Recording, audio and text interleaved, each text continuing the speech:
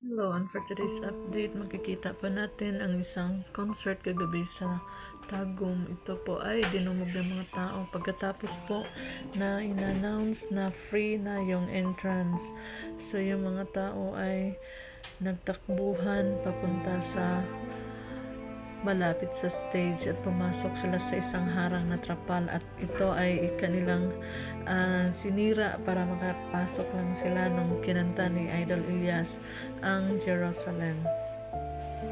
Kaya sabi ng mga basher, bakit daw hindi hollow block ang nilagay doon?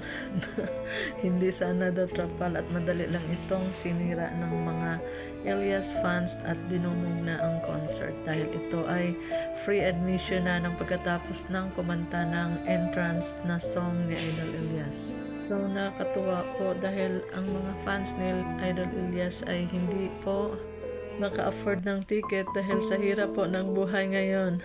Kaya parang nalugi po yung production na humawak ng concert na ito. At ito lang po hanggang dito. Thank you for watching. Thank you and goodbye.